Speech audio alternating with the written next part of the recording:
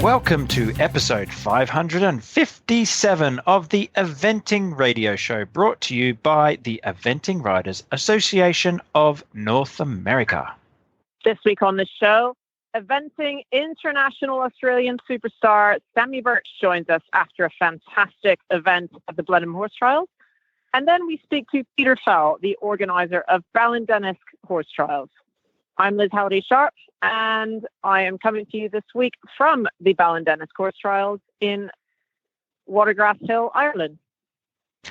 And I'm Paul Tapner, coming to you this week from Castle Eaton in Wiltshire, United Kingdom. And you are listening to the Eventing Radio Show. Now, Liz, it's a busy time of year for the eventing circuit, the eventing scene, and all of these things. And there's no one busier than yourself, because you've been at Blehneim, you've been at Burghley, your first Burghley, woohoo! And now you're at Ballindenisk. I mean, you're just living the high life, aren't you? I have to say, this is like, although it's really busy, it's like the dream's coming true. I'm not going to lie. I'm just loving having super horses at all different levels and great owners, and it's really great. But at the same time, it's very busy. And we're here in Ballindenisk this week with all the adolescents, I would say. We've got 4 horses aged 7 and under, all different classes. We've got 2 in the 3-star shorts getting ready for Le Lion, having their last run, 2 7-year-olds. And then I've got a lovely 6-year-old doing his first 2-star long, and a greener 6-year-old who I sort of wedged into the new 1-star format sort of about Monday. So that's nice that they were able to fit him in. But yeah, it's been great so far, and I just love this event. I've been here a bunch of times, and it's fun to be back. It's a real family event and a great Irish sort of galloping open courses, and yeah, it's a lot of fun to be here. So it's great that you're enjoying all of this, all of those wonderful horses you mentioned, as well as pretty much life on the road. And I think a lot of our listeners will know about the eventing lifestyle and how it is very much a lifestyle and a life on the road. But some of our listeners won't really understand the full-onness, the intensity of what we do, especially in the UK. So you're in Ireland now. How long did it take you to drive to Ireland? Oh, gosh. So we got back from Blehneim on Sunday night, and then we left here. We actually left at about 11:30 in the morning on Tuesday. We bypassed Cirencester at the Tallinn School of Equitation to have some lessons with Pammy Hutton on the flat. Oh, so you squeeze in some training as well. Yeah, okay. Oh, we did. Why not? We're heading that way. And then we carried on up the motorway. We got the 2:40 in the morning boat from Holyhead to Dublin, and then rocked up in Ballindenisk about 10 o'clock in the morning on Wednesday. And then we are here for a bit, and then next stop would be Buccleuch. And just to let our listeners know, that's in Holland. So you're going to have to drive all the way back from Ireland back to your home base in the UK, and then your next international is in Holland. So that's another day's trip over the other direction, across another ferry trip the other way, to go and do Buccleuch, which is amazing. Exactly. But you already mentioned it is, and then we're bringing our 2 Leon horses as well. So then we're sending home my Buccleuch horse with Francis, and Francis Whittington, who's a lovely man. He's going to take my Buccleuch horse home, and then we're going to carry on straight to Le Lion in France with our 2 Leon horses, and then get home and have a really big sleep. So there's 2 weeks on the continent, and then you've got a week in Ireland now. Last week was a week in Blehneim. Did you? Maybe a half a week, because you had the 8-9-year-olds, not the full half a week, yeah. So exactly. You're in Blehneim. Before that, we were at Burnham Market with 5 horses before that. Burnham Market. It's a very long drive to the very edge of the UK. Wonderful. It's a wonderful place. It's a great event. But it's a very long drive to literally, because they were trying to sell Burnham Market to me the other day, and they were saying, from our event site you can see the sea, and I was like, I'm not convinced you can, but maybe if you climb up a tree, you might be able to. But yeah, it is literally that close to the edge of the UK. You can, in fact.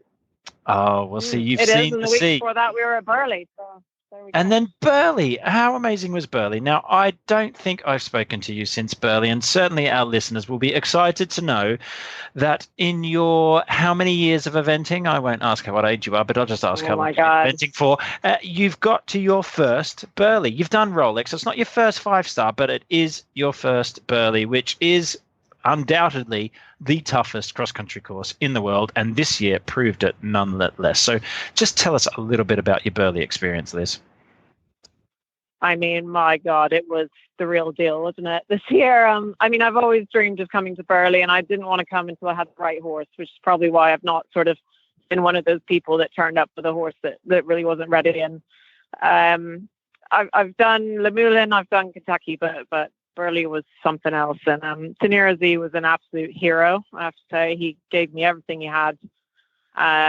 He did a personal best 5-star test in the dressage, which I was thrilled with, and perfect. Literally tried his heart out cross country, and it was so difficult. And I have to say, he was a bit wowed by the sheer relentless size and width of the fences. Went a little bit green, and I just had to look after him a little bit and did some long routes I hadn't planned on, which was disappointing. But at the same time, I think I did the right thing for my horse, and he actually finished in a really good way and came back to me at about 10 minutes, which was great, and really finished the course well, and came out the next day looking $1 million and jumped his heart out on the last day. We just had one rail, which I can wholeheartedly say was my fault. I'm not gonna blame that one on De Niro. It happens. I just got a little flat and long on a horse that had worked hard the day before, but yeah, to finish 15th at our first Burley is pretty amazing, and I'm thrilled with the horse. He's finished looking great and feeling brilliant, and I have a super horse for another day, which is part of the battle, I think, this year. Well, congratulations, you, Liz. I'm impressed. I'm happy for you, and I'm looking forward to the next 5-star competition, and 15th next time, 10th next time, 5th next time. What's going to come after that? Oh, I hope so. I'm already reviewing what I can do better. There's plenty of things that can improve. So we'll just keep working hard. Always the way. Well, Liz, I think that's enough about you. And of course, I'm not doing anything exciting these days. I'm just an office boy that's working on my office belly. I do tell a little lie. You've done something exciting in the office, though. Yes, I've been madly organising the finale of the Event Rider Masters series next week at Lignier. So it is a big one, and the field is absolutely phenomenal. I have to say, this is probably the most exciting field of competitors we've ever had. So I, for one, am looking forward to watching all of the action that's going to come out of Lignier. And I know you're in Ireland at the moment. My last event was also in Ireland at Mill Street, where we were organising our 5-star there, our 4-star there. So fantastic to have our first Irish event in the Event Rider Masters series, but certainly looking forward to next week's finale. It was great fun. But enough about us, Liz. I think it's time to hear from our guests. Joining us now on the Eventing Radio Show is international Australian eventing rider Sammi Birch. Sammi, welcome. Thank you very much for having me. Now, Sammi, I believe we've had you on the show before, but probably a very long time ago. But you've been doing some fantastic things recently, so I was very excited to be able to get you back on the show, because you and I have known each other for an awful long time, because we are one of those fairly decent-sized group of Australian event riders who have managed to end up living permanently in the UK. So, Sammi, just for our listeners that perhaps not heard of you before, just quickly tell us how long you've lived in the UK for? I moved here full-time in 2005, so 14 years ago now. Long time.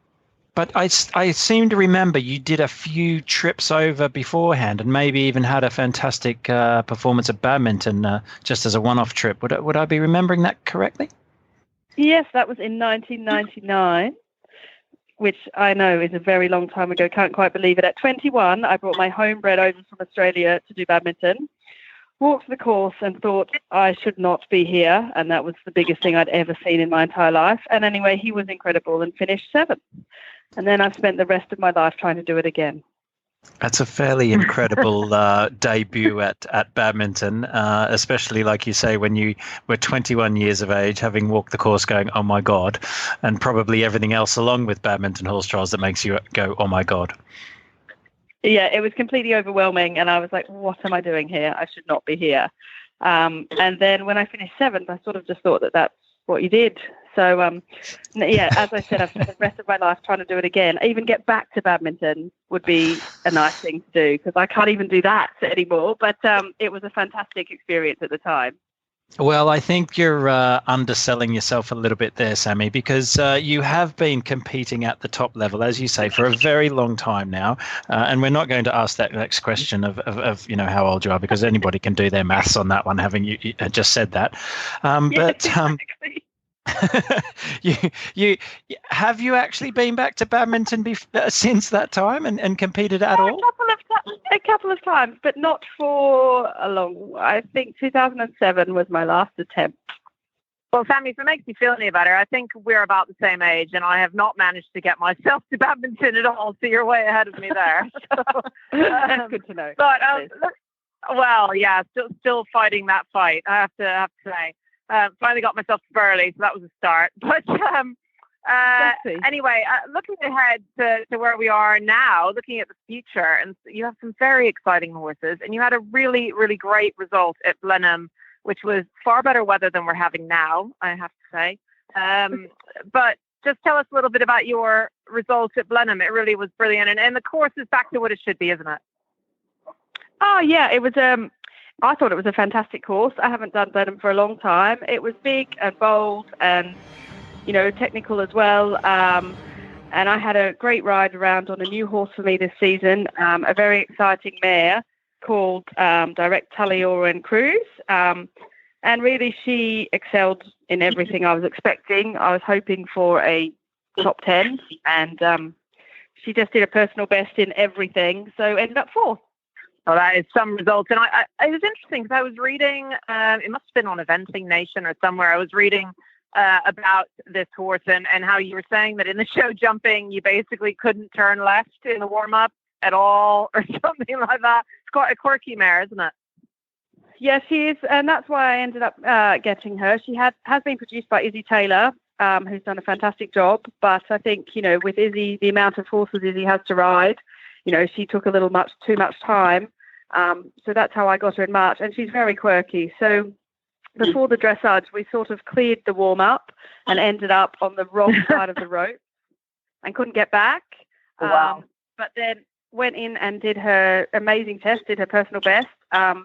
She wasn't too bad. She likes cross-country, so she was pretty good, actually, for that. But the show jumping, I couldn't turn left at all. And I thought, oh, well, I'm just going to have to keep turning right and hope when I get in the ring, I can turn left. Well, you certainly must have been able to turn every direction because fourth place was the final place, and like you say, good performances in all three to get that fourth place, and behind Piggy French, who is just the rider who is on absolute utter fire this year. Like she's winning everything, and pretty good to be behind in amongst that company. Happy with that? I'm thrilled to be as close to Piggy as that. I mean, she is someone that I would like to copy, try and copy. It doesn't, that's what we all aim for. And she is just, pretty much unbeatable this season. And, great for her. And for me to be as close as that to that top level competition was fantastic. And like you said, on a new horse. Now, just explain to our listeners how that happens, because you mentioned Izzy Taylor, and she's ridden the horse for the last 2 seasons, and before that, a few other riders, including Kalina Pickles, who is a very well-respected and known rider over in this part of the world, in the UK. So does that mean it's had the same owner all of that time, or has the horse been sold a few times, or how does that work? Just explain to our listeners. Yes, it's been owned, I'm pretty sure, by Joss and Riley the whole time. And then I think Kalina sort of gave up eventing, had a baby, and then Izzy started riding her. So that sort of thing. And now Izzy I think Izzy found her just too time consuming for her busy schedule. And luckily someone suggested me, and, fantastic for me that I got the ride. Well, definitely fantastic. But you know what? I love hearing these stories about tricky horses that are totally off piste. Maybe not, the wrong person might not figure this horse out at all. And it's so cool to hear these stories about how you ended up on the wrong side of the string. You couldn't turn left for the show jumping. But this horse went and finished 4th at Blenheim. It's not like it finished 4th in a tiny little event, 4th at Blenheim. And what does that sort of lead you forward thinking? I mean, are you thinking, gosh, this could go to badminton next year? Are you thinking about the Olympics? I mean, obviously you've got a really good feel of this quirky mare. Yeah, I mean, she is so talented. It is ridiculous, and a real competition horse.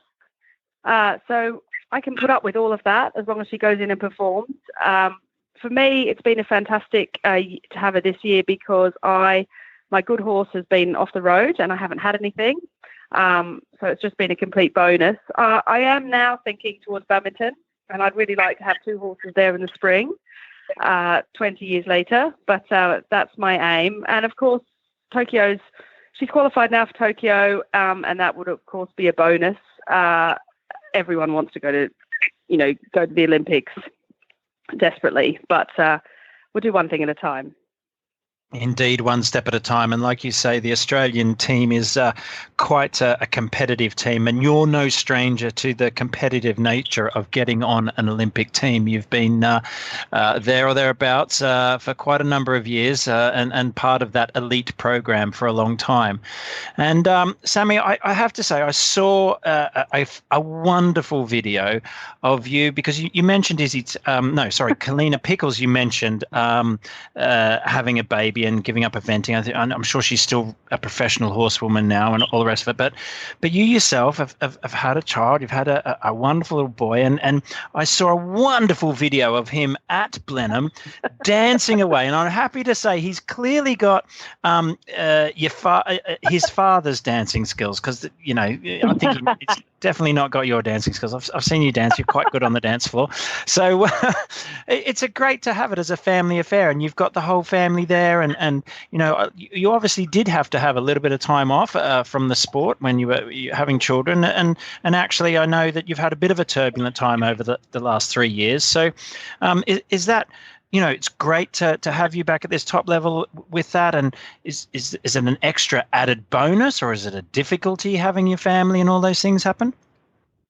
No, it's definitely an extra added bonus. I mean, I had a pretty crappy year in 2018. So I sort of felt at Blenheim, we had a fantastic weekend. Ed and Charlie were there the whole time to support me. And I really try now and just enjoy the whole experience because everything changes all the time. And I wouldn't do it without them. I try and take them everywhere I can. I'm sure that Ed gets very bored at most sorts of events, but things like Blehneim is quite good fun.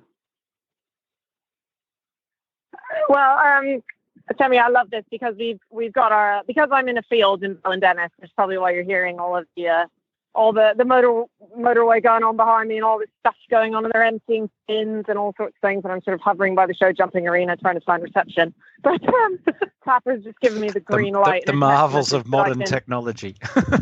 oh, indeed. In the dark, might I add, in absolute pitch black. I'm now wandering around randomly in the field trying to keep my reception. There's actually one of my favorite things is to find out where all of our listeners are and all of the random things they're doing whilst we interview them. But actually, we should mention exactly what you've done, that actually Liz, our host, is doing the most random thing of everybody this evening, as she's just explained, in a muddy field, in the dark, wandering around, looking for reception. It's just a normal evening for Liz. But anyway, I digress. Liz, I'm back to you. currently staring at the 3-star show jumping, so we'll see what that does tomorrow. But anyway, enjoying the whole experience, Liz. It is. It's wonderful. I'm looking forward to the torrential rain that's coming tomorrow. Yay. But Tapper sent me a text and said that I'm allowed to ask my favorite question, which drives him crazy normally. And when he gives me a green light, that's even better.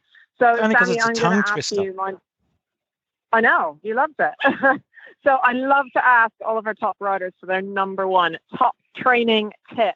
And this is basically anything that you bring with you on a daily basis, or that you just keep with you with all your young horses, or maybe just something that you have in your mind when you're competing at the highest level. Whatever it is, we want to know your number one top training tip. Go. Okay, top training tip. I want to enjoy my riding and my horses, and I try and do that and not overthink things very much. So I try and just ride and not think about anything else, and not even about the end result. Definitely not. I just try and ride. It's not very. Wow, it's not very that's simple. technical, is it? I love that. It's not very technical. Is that, It doesn't need to be No, but technical. it doesn't have to be technical. No, Sometimes exactly. not being technical is the best thing. So tell me, Sammi, when you're waiting to go into the show, jumping at Blenheim, and your horse isn't turning left and whatever, do you stand at the start gate and just say, do you know what? I'm just going to enjoy this? Because and I'm like just I going hear to ride. you. And I actually try and put myself somewhere else, which right. is interesting. Yeah. I am like just jumping. Where did you put yourself? Like on an island in Mauritius? I just put myself jumping a course of show jump with, say, my trainer, Roland Fernie-Ho.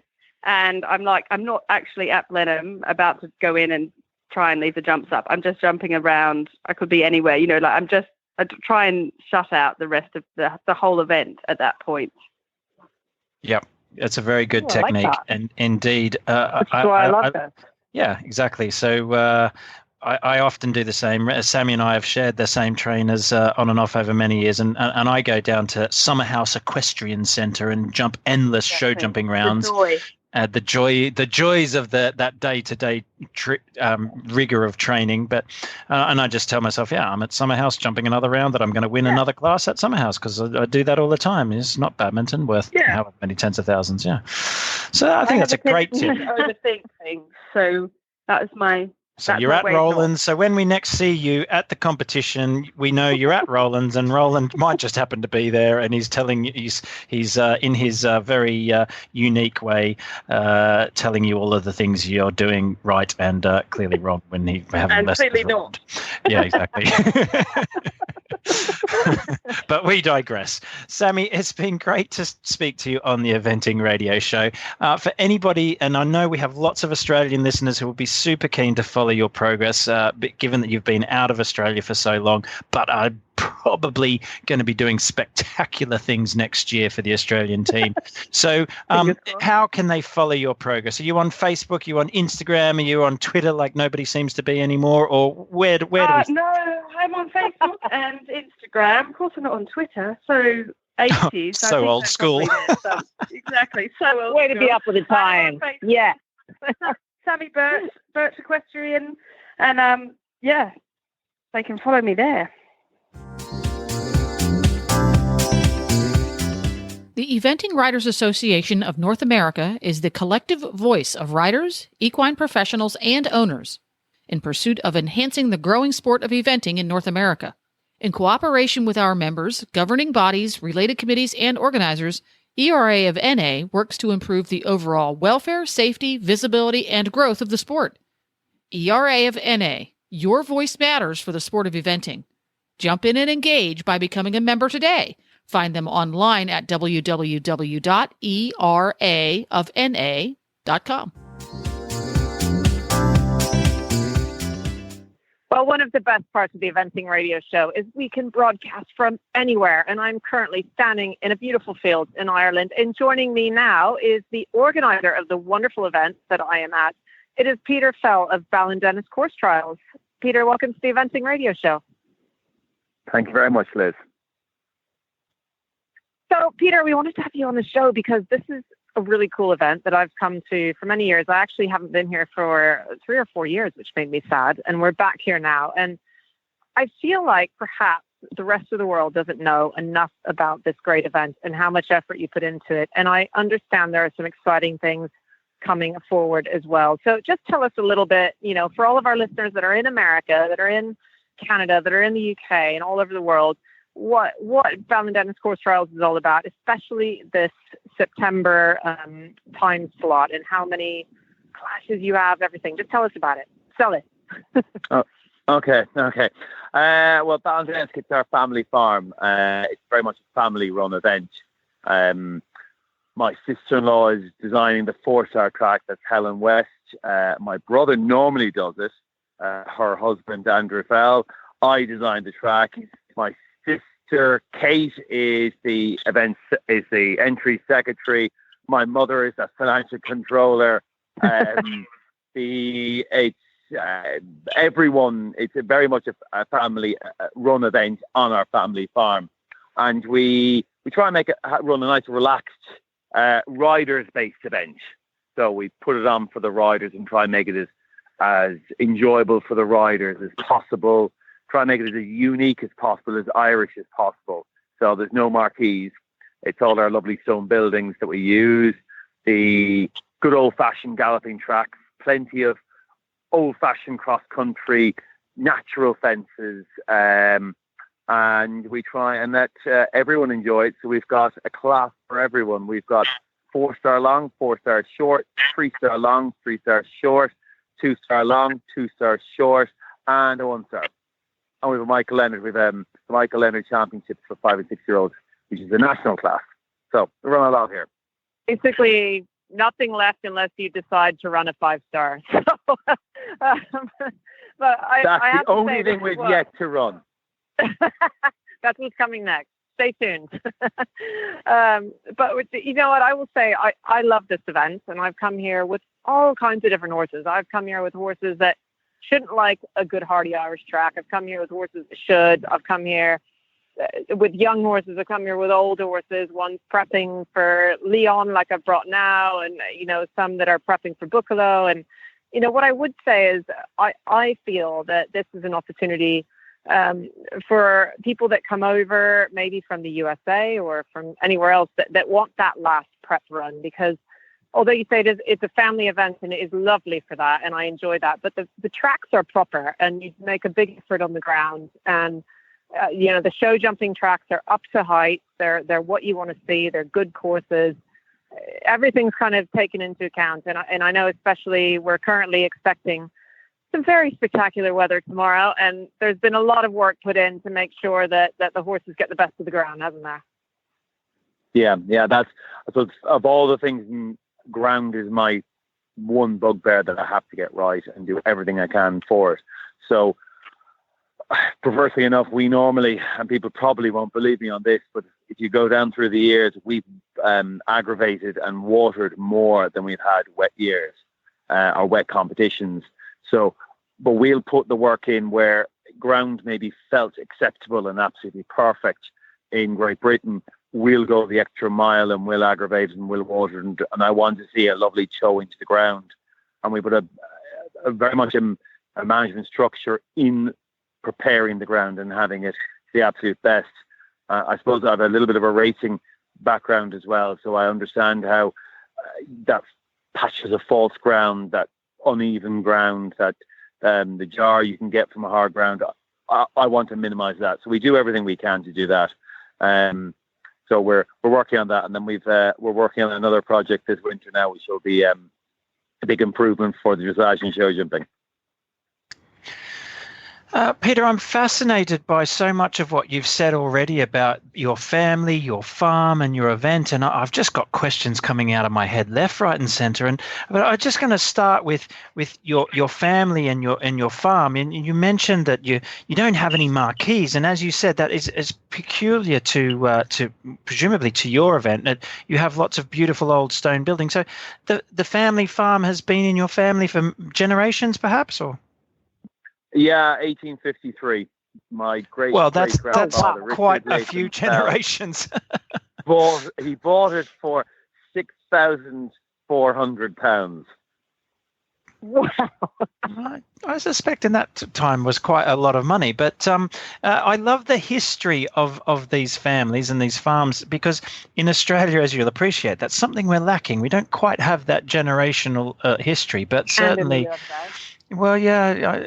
So it's certainly something that I've grown to appreciate in the country estates and areas of the UK and indeed Europe and Ireland. So fantastic that your family has been there so long, and that you're still clearly a very close knit family. In like what you said, in terms of you're all taking different roles in the organisation of things. So how does the horse connection happen? Have you been a generation upon generation of horsemen? Well, I suppose yes. Hunting for many generations, and then in 1926, Major Watts asked my great-grandfather could they run the point here. So we've the point since 1926. And then the eventing started with a fantastic character called Norman van der Vaarter, who is an infamous eventer, an Irish eventer. Out hunting one day, said to my father, Robert, would it be okay, my father Robert, would it be okay if a few friends came for a gallop around the farm? And my father said yes, because it's easy to say yes to Van. And then later on the day, he said, we'll put some red and white flags up. And my father said, well, yes, if you want to do that, there's no problems, but it sounds a bit mad. And then a number of months later, we had our first event in 1974. Wow. If you're going to start, you might as well have a story to start with. So Absolutely. And I have to say, having been to this event many times, being very fond of this event, we are still jumping the old rock walls and that sort of thing that have been here since the 1800s. Is that right, Peter? Yeah. Oh, absolutely. And some of those banks are the second last fence is an old pointing bank that would have been used since 1926 in competition, whether racing or eventing. And then the banks, the fly banks you're jumping, I mean, they're built somewhere around, I suppose, 1200, somewhere around there. You gallop past on the 4-star, you're going around a standing stone. We call them galloons. And that would have been, that's dated somewhere around 2000 BC. It was a worshipping stone. Oh my goodness.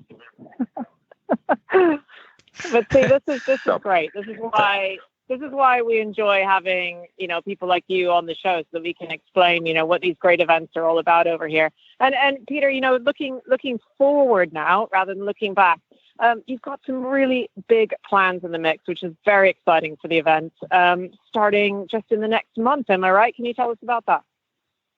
Yeah, absolutely. We're putting in a new all-weather surface arena. We're putting a 140 metre by 70 metre. That's just under a hectare, 2.5 acres in Old Money. And that will be a sand and fibre mix. So we'll have a competition arena we'll do two full arenas and all the warm-up for dressage. And then the show jumping will have a main arena of about 110 by 70 metres, and then the warm-up beside it. So it'll be a great development for us. Yeah, that's quite an investment and very significant, and shows your passion and level of commitment to horse sport in general. And I suspect that a facility of that size is not going to be purely for eventing. So, do you already run other equestrian shows, or is there aspirations to keep expanding like that? Well, we run the 2 internationals a year. And we run 2 national events. We run the Point Club Championship, eventing championships this year. We haven't been running that many show jumping and dressage competitions because we haven't had the surface, but we will be looking to go into that. But the essence for us is to be a competition centre and to build the international bigger and bigger and bigger and bigger. That's our first passion, is eventing. Well, I have to say, Peter, I'm really excited for all of you, and this is an event close to my heart, and I've always enjoyed coming here. And I'm sort of hoping that maybe a few Americans might listen and realize how many classes you have here, and what a great prep it is before Buccolo, before Le Lion, before some of the other big events of the year, and hopefully, especially now that you have your new arena coming in, we might see a few more traveling people that think, oh, do you know what? I'll come over a bit earlier and I'll head on down to Ballindenisk, because it really is a great family event, like you say. And I'm just excited to see what the future brings for you. No, that'd be great. And we run our April event. Same thing. We run all the same classes. April, the end of April, around the 20th of April, normally every year, somewhere around there. So we start the season, the international season in Ireland, and we finish the international season in Ireland. Oh, that's pretty exciting, isn't it? That's pretty cool. And tell us, how can people find out more about the events? Or you've got a Facebook page. I mean, we've obviously got an app for this weekend, which is fantastic. Are you on Instagram, various things? How can people follow Ballindenisk Horse Trials? You can follow us on Instagram, on Facebook, and we have an app. If you go to download the Ballindenisk app, if you Google that, you'll find the app. And on that app are your program, all the times, all the results, information, things like that. It's we're trying to do our little bit. There's so much paperwork thrown around the events and burnt afterwards. We're trying to do a little bit to try and cut down on all that unwanted, unneeded paper wastage, environmentally friendly as well. Not only have you been around for centuries and centuries, but you're now leading the forefront in technology, bringing in apps and everything. Well, I mean, I'm excited, and I feel embarrassed. I've never been to your event now. I mean, yes, Paul, you haven't. I know. I'm sorry. Yes. Okay. Right. Well, thank you very much for your time, Peter, and I'm sure you have done a very good job of selling your event to our audience. And as always, all the links will be on our website for your event also. So thank you for your time, Peter. Thank you very much, Paul. And we'll hope to see you in Ballindenisk soon. Of course. Thanks for listening to the Eventing Riders Association of North America podcast. You can learn more about the Eventing Riders Association of North America at eraofna.com. We will put the links to all of today's guests and topics at eventingradio.com. We're on Facebook. Give us a follow there. Just search for the Eventing Radio Show. We're also on Twitter at Eventing Radio. You can listen to this podcast anytime, anywhere with the free Horse Radio Network app. It's on iPhones and Android. Just go to your app store and search for the Horse Radio Network, and you can subscribe via iTunes. I'm Liz Halliday Sharp, and you can follow me on Facebook, Liz Halliday, on Instagram, Liz Halliday Sharp, and on Twitter at Liz Halliday, and of course on our website, hseventing.com. And I've been Tappers in Your Ears, and I am also on Facebook, Tapner Eventing Team, on Instagram at Tapner Eventing. There's a website, Tapner Eventing Team, and of course occasionally Twitter at Tapner Eventing. Thanks for listening.